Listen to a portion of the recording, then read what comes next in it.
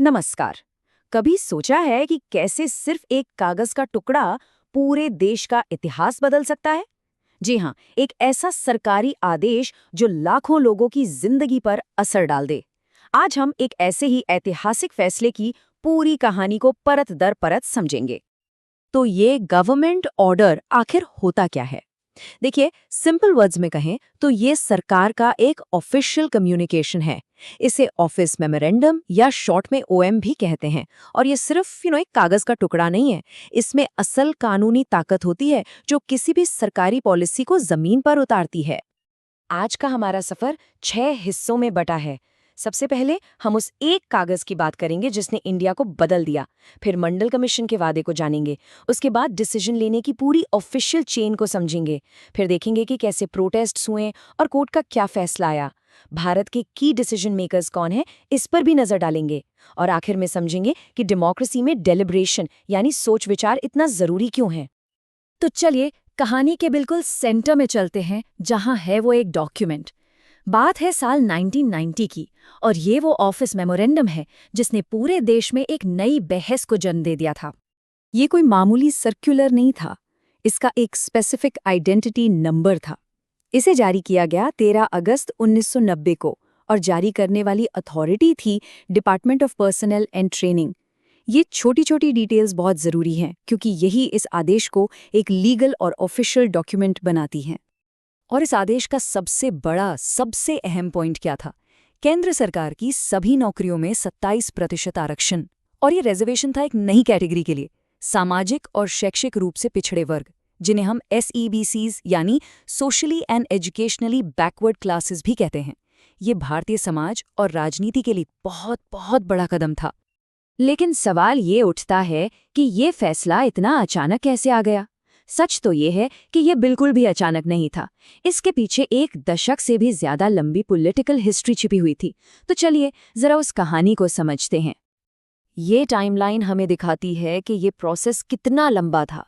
सोचिए, 1980 में मंडल कमीशन ने अपनी रिपोर्ट दी, और फिर करीब करीब एक दशक तक ये रिपोर्ट ठंडे बस्ते में पड़ी रही। फिर आया 1989, जब जनता दल ने अपने इलेक्शन मैनिफेस्टो में इसे लागू करने का वादा किया।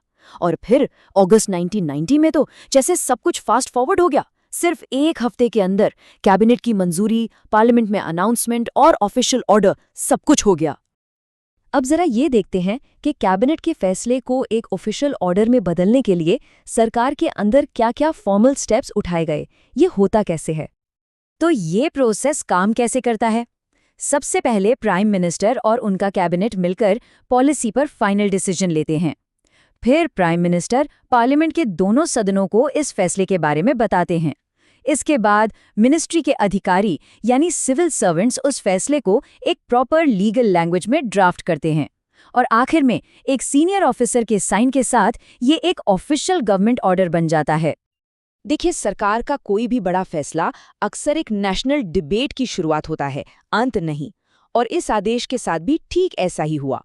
जैसे ही ये खबर पब्लिक हुई, पूरे देश में सपोर्ट और ऑपोजिशन की एक जबरदस्त लहर दौड़ गई। इस फैसले ने सोसाइटी को लगभग 2 हिस्सों में बांट दिया। एक तरफ वो लोग थे जो इसे सोशल जस्टिस और इक्वालिटी के लिए एक ऐतिहासिक कदम मान रहे थे। वहीं दूसरी तरफ वो लोग थे जिन्हें डर था कि इससे मेरिट का नुकसान होगा और समाज में जाति के आधार पर दरारें और गहरी हो जाएंगी। और दोनों ही पक्षों के पास अपने अपने मजबूत तर्क थे। जब ये बहस सड़कों से निकलकर देश की सबसे बड़ी अदालत यानी सुप्रीम कोर्ट तक पहुंची, तो वहां से एक लैंडमार्क जजमेंट आया। केस का नाम था Indira Sahni and others versus union of India. इसमें 11 जजों की एक बेंच ने 27% रिजर्वेशन को तो वैलिड माना, पर साथ में एक बहुत जरूरी कंडीशन भी लगा दी। उन्होंने कहा कि जो क्रीमी लेयर है, मतलब पिछड़े वर्गों के वो लोग जो फाइनेंशियली वेल ऑफ हैं, उन्हें इस आरक्षण का फायदा नहीं मिलना चाहिए। और यहीं पर हमें डेमोक्रेसी की खूबसूरती दिखती है, जहां जुडिशरी सरकार के फैसलों को रिव्यू कर सकती है। सुप्रीम कोर्ट के इस निर्देश के बाद सरकार को अपनी पॉलिसी में बदलाव करना पड़ा, और 8 सितंबर 1993 को एक नया आदेश जारी हुआ जिसमें क्रीमी लेयर वाली शर्त को शामिल किया गया। चलिए अब इस एक केस से थोड़ा ब्रॉडर पर्सपेक्टिव लेते हैं और इंडियन डेमोक्रेसी में डिसीजन मेकिंग के पूरे स्ट्रक्चर को समझते हैं। आखिर ये बड़े फैसले लेता कौन है? कौन कौन सी इंस्टीट्यूशंस इन्वॉल्व होती हैं? इंडिया में डिसीजन मेकिंग की पावर मेनली 3 इंस्टीट्यूशंस के बीच बंटी हुई है। सबसे पहले प्रेसिडेंट, जो देश के फॉर्मल हेड हैं।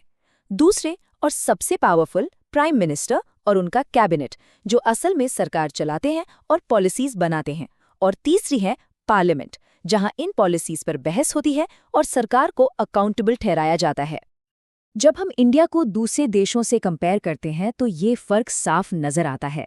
देखिए, भारत में एक फैसला इंस्टीट्यूशनल प्रोसेस से गुजरता है, कैबिनेट से मिनिस्ट्री फिर डिपार्टमेंट।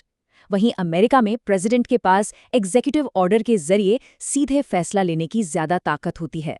और चीन में तो सारे बड़े फैसले कम्युनिस्ट पार्टी की लीडरशिप लेती है, सरकार नहीं। इस पूरी कहानी को देखने के बाद मन में एक सवाल आता है कि डेमोक्रेसी में फैसले लेने का प्रोसेस इतना स्लो और कॉम्प्लिकेटेड क्यों होता है? इतने सारे स्टेप्स, इतनी बहस, क्या इसका कोई फायदा भी है? चलिए इसी सवाल का जवाब ढूंढते हैं। असल में डेमोक्रेसी की ये धीमी रफ्तार ही इसकी सबसे बड़ी ताकत है। ये एंश्योर करती है कि कोई भी फैसला जल्दबाजी में या किसी एक व्यक्ति की मर्जी से न लिया जाए। ये अलग अलग व्यू पॉइंट्स को बहस में शामिल होने का मौका देती है और इंस्टीट्यूशंस के बीच पावर का बैलेंस बनाए रखती है, जैसा हमने मंडल केस में सुप्रीम कोर्ट के रोल में देखा। तो इस पूरी कहानी का निचोड़ क्या है? एक एक्सपर्ट रिपोर्ट से शुरुआत हुई, जो एक पॉलिटिकल प्रॉमिस बनी, फिर वो कैबिनेट का फैसला बना और एक सरकारी आदेश में बदला। इसके बाद जनता का रिएक्शन आया और आखिर में जुडिशरी ने इसमें सुधार करके अपनी मुहर लगा दी। ये वाकई एक लंबा और कॉम्प्लिकेटेड सफर था। तो आखिर में हम ये कह सकते हैं कि एक गवर्नमेंट ऑर्डर सिर्फ एक कागज का टुकड़ा नहीं होता। ये इस बात का सबूत है कि एक हेल्दी डेमोक्रेसी में सारी इंस्टीट्यूशंस, सरकार, पार्लियामेंट, ब्यूरोक्रेसी और जुडिशरी मिलकर कैसे काम करती हैं और एक दूसरे को बैलेंस करती हैं। और जाते जाते एक सवाल सोचने के लिए छोड़ जाते हैं, गवर्नेंस में स्पीड और डिलिबरेशन के बीच सही बैलेंस क्या है? क्या एक धीमी सोच विचार वाली प्रक्रिया हमेशा एक तेज और डिसाइसिव फैसले से बेहतर होती है? इस पर सोचिएगा जरूर।